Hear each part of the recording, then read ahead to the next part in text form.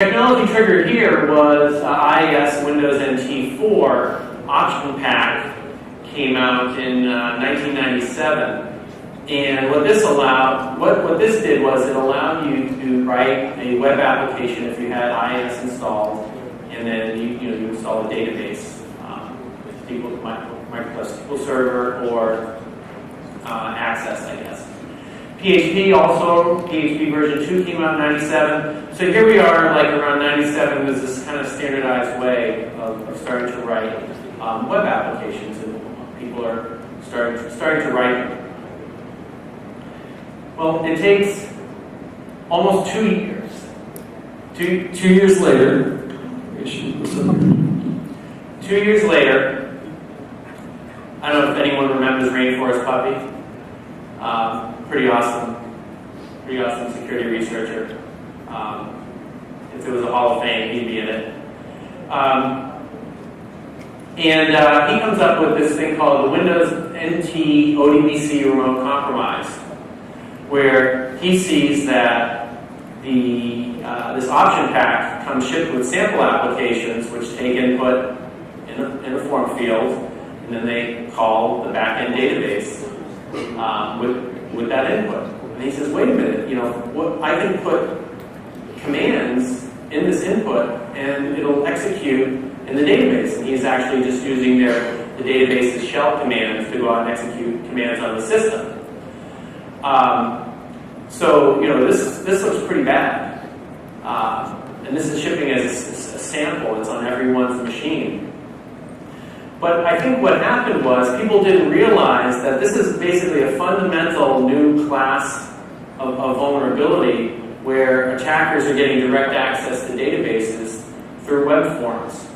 And this was the programming style that PHP used and Visual Basic for applications, which became Active Server Pages, used at the time. So he made a big deal about this in NT Bug Track and Bug Track. And he's like, this is a huge new thing. He's hyping it. And what do people say? They say, well, just delete the sample apps. Just delete the sample apps and it will all go away. It's the easy fix. People don't understand the fundamental problem. They just do the bare minimum fix to make it go away without understanding the platform. Well, a year later, the guy who wrote Achilles certainly understood the platform. A year later, he writes Achilles, which is a proxy-based attack tool. And then over the next year or two, web proxy, we built that at Stake. I was part of. Paris comes out, and recently Burp. And so this is the attack automation phase. Now everyone's doing SQL injection. But while this is happening, people are just blissfully developing web applications exactly in the same style that Rainforest Puppy woke us up to in 1999. The attackers are taking advantage of this, but the people who are building the technology aren't. So there's something fundamentally wrong here with the way that we're using the information out there. The attackers are using the information that the researchers are providing, and they're using the tools, but the people building the technology are just going on their merry way, ignoring this. So of course, SQL injection is probably, maybe Windows malware is the only more widespread problem. This led to Heartland Payment Systems, the largest credit card breach in history, was because of a SQL injection flaw on their perimeter, which allowed the attackers to get inside 50 million credit cards, hundreds of millions of dollars in costs for something that was discovered 10 years earlier and was ignored by their developers. And then just a data point of how widespread it is, 500,000 websites in a way compromised by a worm. I mean, that's a lot of vulnerable websites. So moving on to something even older, Windows malware, or Windows Trojans. The technology trigger here is Windows 95. Actually, to be pedantic, it was Windows 95 SE or something like that, which actually included a TCP/IP stack. So the technology trigger here is we're going to throw a TCP/IP stack on an operating system that has no notion of security, no notion of privilege levels. We'll let people click on links, and it's going to say, do you want to install this? And it's going to install it. Pretty horrible when you think about it now, right? When you think about it, like, who would ever deploy something like that and put that in the hands of just the average person to use, right? It just seems crazy.